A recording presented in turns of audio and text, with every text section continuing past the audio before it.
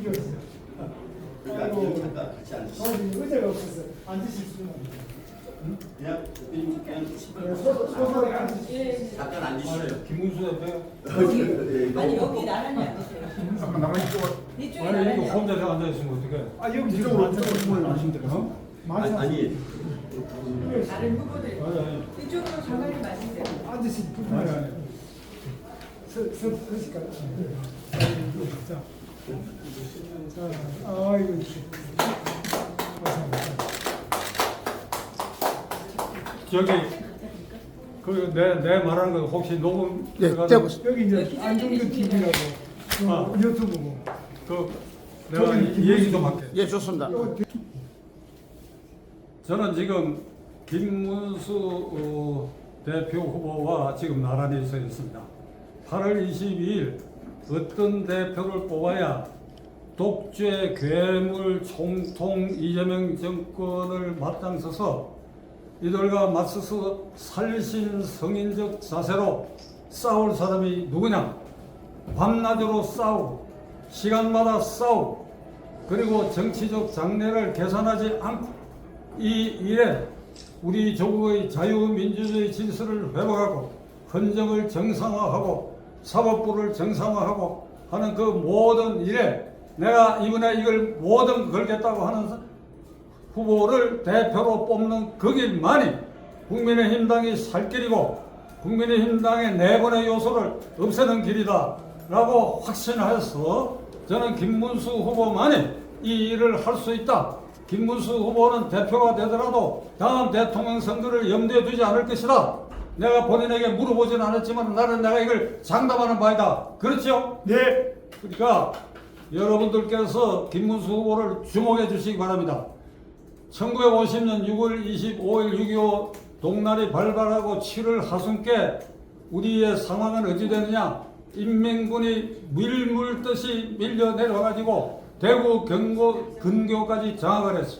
대구 근처 외관 근처 다부동, 그 다부동 전투에서 뚫리면 부산이 금세 유엔군이 집중적으로 나오기 전에 점령당할 그런 위기에 처했을 때 다부동을 지키는 사단이 백선엽 장군의 1사단이.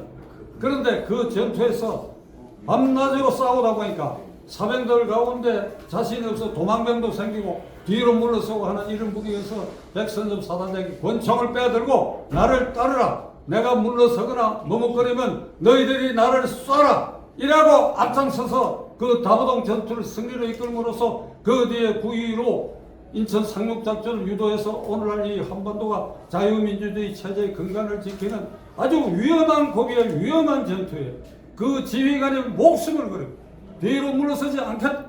이 일을 이번에 이런 식으로 해낼 수 있는 국민의힘당 완전히 주눅이 들어 말도 못해 이재명 정권이 정당 해산 청구까지 하려고 하는 이런 법을 만들고 있는 이런 판에 이 당을 그루터기로 해서 자유민주주의 질서를 지키는 모르로 그 지휘관이 총을 빼들고 나를 쏴라 머뭇거리면 이럴 수 있는 지도자가 나와야 비로소 우리 국민들이 자유민주 질서를 존중하고 그 회복을 기리는 국민들이 비로소 한순간에 안심할 수 있는 체제가 설 것이다.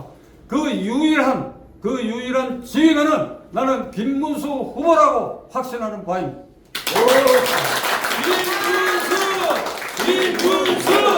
김문수 박찬종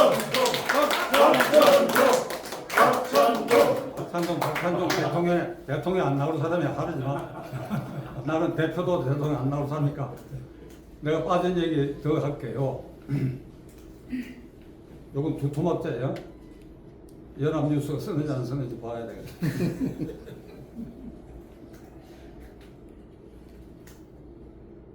당원 여러분들과 107명 국회의원 여러분들은 12월 3일 오후 10시 33분의 대통령의 비상계엄 선포와 12월 3일 그날과 그 전날인 12월 2일에 국민의힘당과 윤 대통령의 처지 그리고 무엇보다도 이재명과 민주당의 처지를 이번 이걸 계기로 여러분들이 12.3과 12.2를 분별해서 관찰해야 합니다.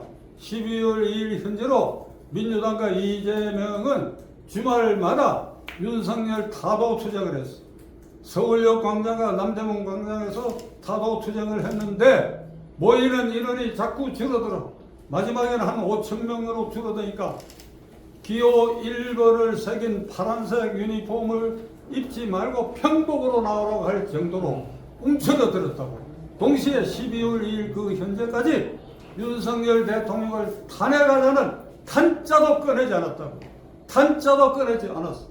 12월 3일 저녁 10시 33분 비상계엄을 선포한 이후에 되치기를 해갖고 이게 내란이다. 이게 내란 수계다. 이렇게 잡아였고 국민의힘당은 내란 동조세력이다. 107명은 내란 방조자다.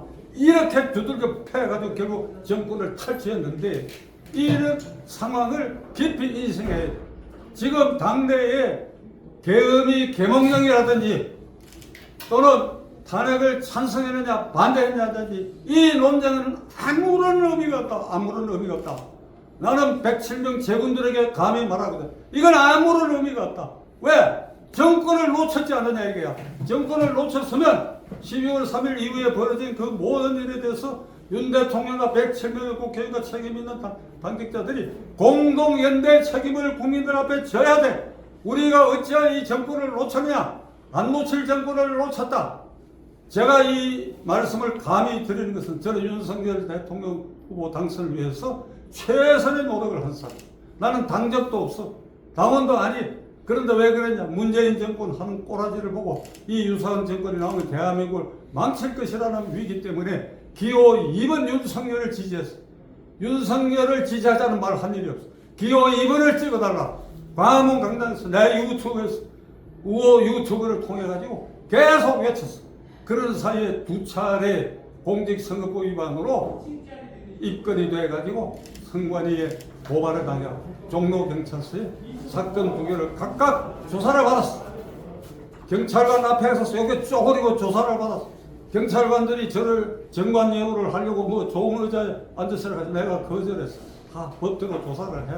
근데 그 두 건이 뭔가 하면 하나는 정당 연설회가 아닌 데서 마이크를 사용했다 하는 게 한 건. 하나는 코로나와 대통령 선거 운동 그 겹치는 그 기간에 신고된 인원보다도 많은 인원을 상대로 2번 후보 지지 연설을 했다. 그래가 조사를 받아가지고 다행인지 불행인지 검찰에서 불기소 처분을 받았지만은 누구의 계산대로면 저는 정과 이범이 생겨있는 사람.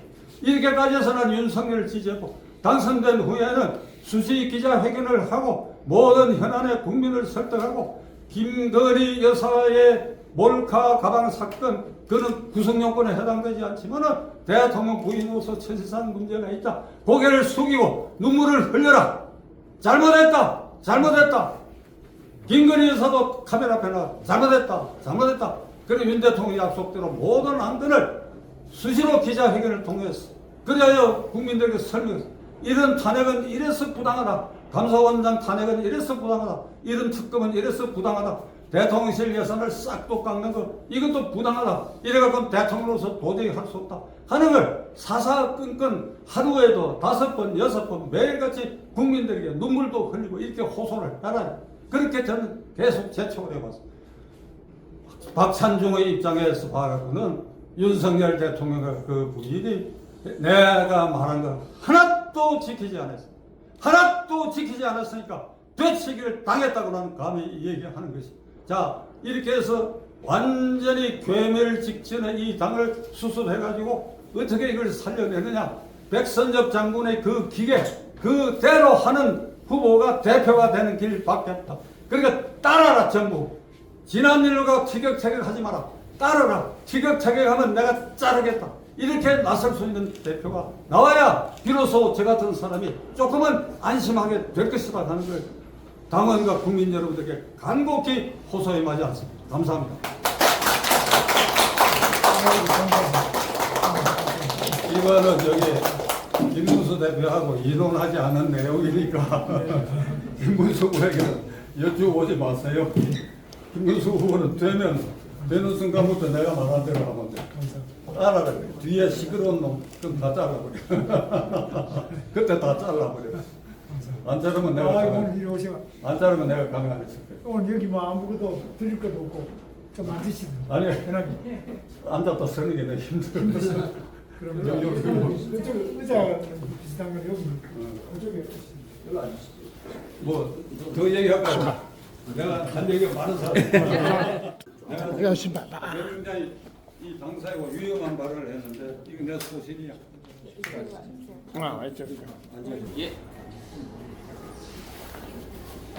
예, 들어갑니다. 충분합니다. 좋습니다. 라이브니까. 예? 이제 녹화입니다. 라이브. 예, 녹화 좋습니다.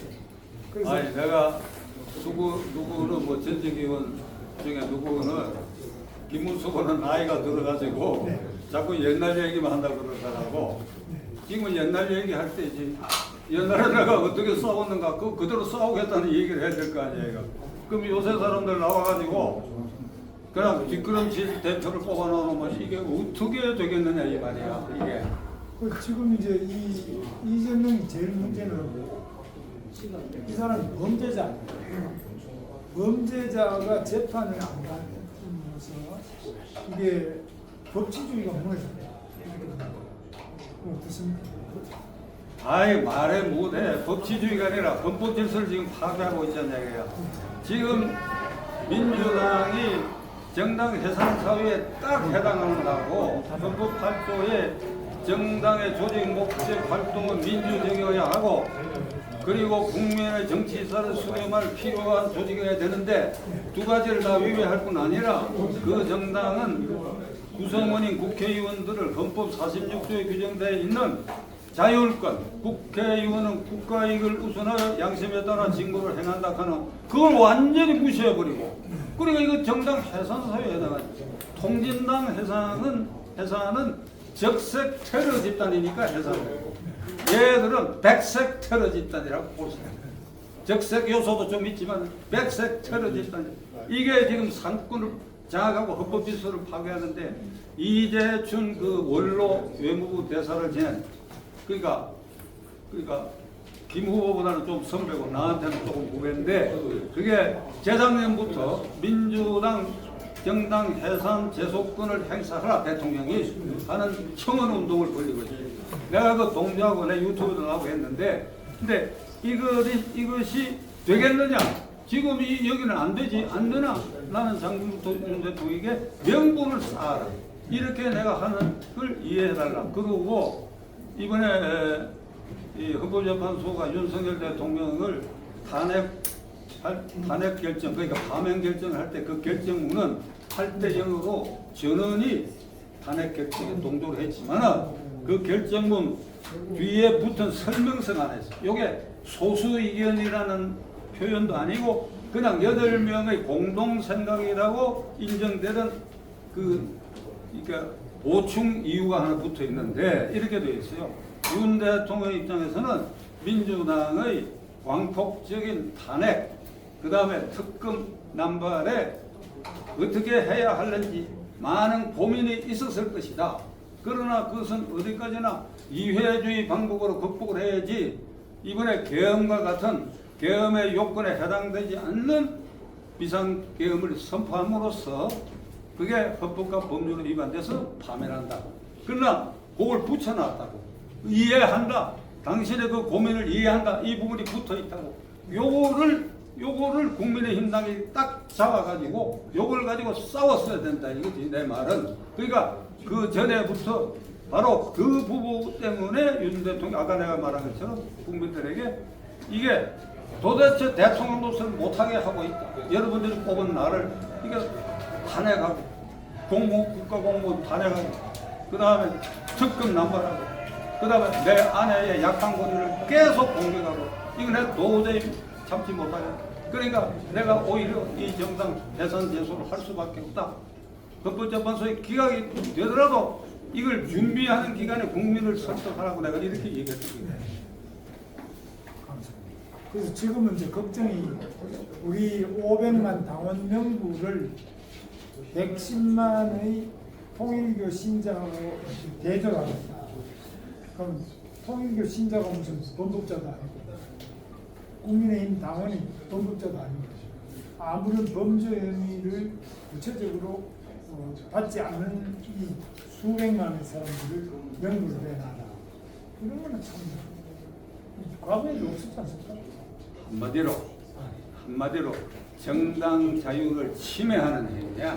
정당의 자유, 우리 헌법에 정당의 자유를 허용하고 복수 정당제를 보호하고 필요하면 국가가 정당 활동에 보조금 주는 거 지금 주고 있잖아요. 정당 활동의 자유인데 예를 들면 지금 거기에 당원 중에 이 북한 간첩이 있다. 가령 이런 혐의가 있어서 그 부분을 보답하면 모르겠는데 통일교가 이게 정통 기독교 입장에서는 무슨 사입이라고 하지만은 그런 이유로 통일교 신자들이 국민의힘당을 선택하거나 그 민주당을 선택하거나 그거는 선택의 자유지요. 국민의 정치 의사 표현의 자유지요.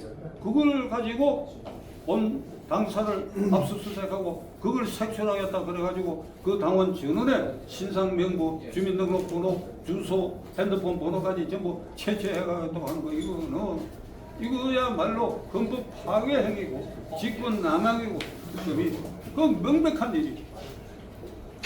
그러니까 이게 지금 이렇게 광범한 당원 명부 전체에 대한 압수수색 이런 거는 아마 과거에도 없었지 않습니까? 과거에도 없고 앞으로도 있어서는 안 될 일이지. 이거 내가 그 소리를 듣고 웃었다고. 이게 하늘을 보고 웃었어. 야 이거 전심이 작용 안 하느냐. 그러니까 특검을 3개를 만들어 놓으니까 얘들이 밤낮으로 뭔가를 차단해가지고 예를 들면 이번에 윤석열 대통령이 이게 당뇨가 악화돼가지고 안질에 영향을 준다 그런데 발찌 채우고 수갑 채워가지고 인근 안과 병원에 진료를 받았는데 내가 누가 이거 그렇게 했어. 안과 진료대에 앉아서까지도 이 수갑을 풀지 않았다 한다면 이건 직권남용이냐. 이게 중대한 인권 침해야. 그러니까 특검이 별별 짓을 다 하거든. 내란 수혜로 기소대가 구속 기소대가 재판을 받고 있는 사람에 대해서 뭘 추가로 더 조사할 게 있느냐 이 말이야.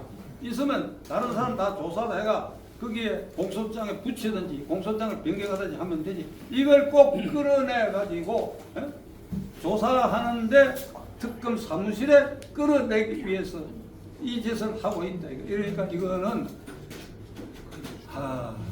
역사적으로 심판받을 거예요.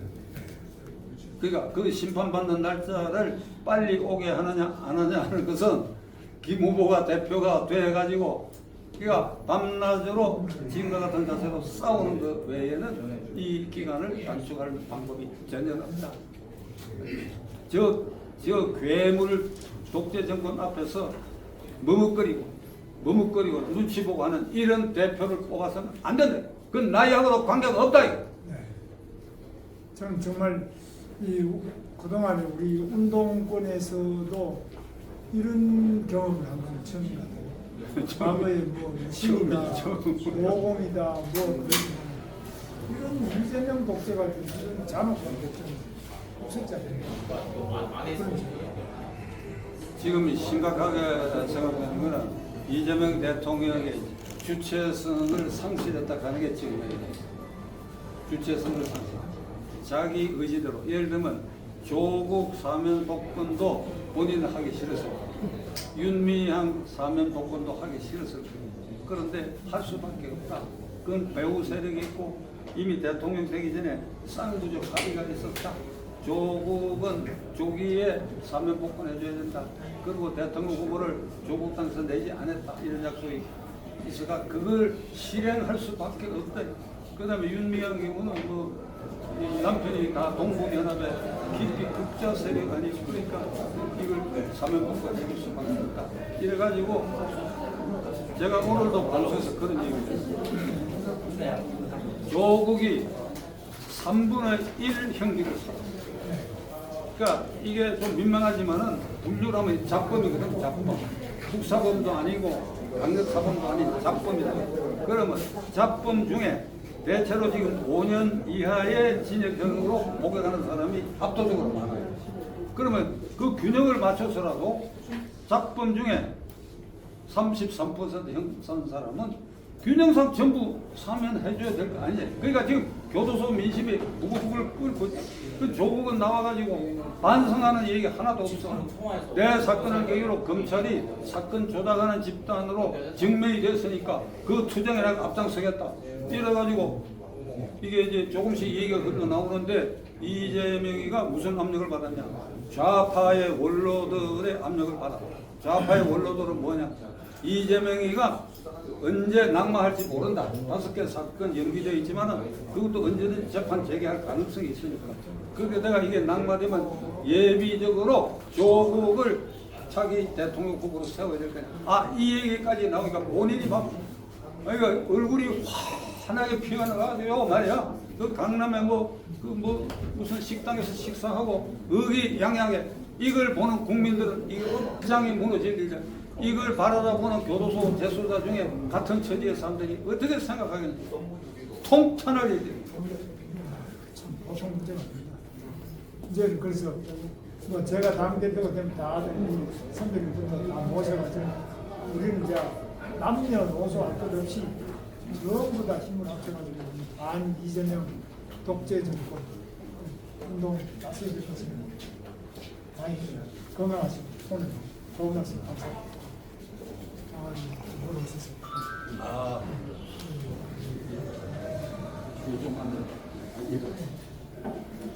흘려서 한잔 가지고 예.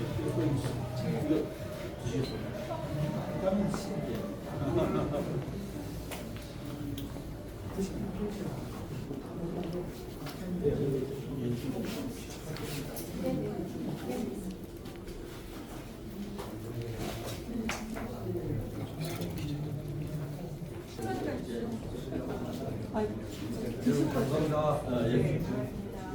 멀리 안 나가겠습니다. 오케이, 나오십니다. 이런 젊은 사람들 날 기억 못 할 텐데. 국가 이권이에요. 아, 그래. 명함 하나 받아놨어요. 명함 하나 받아.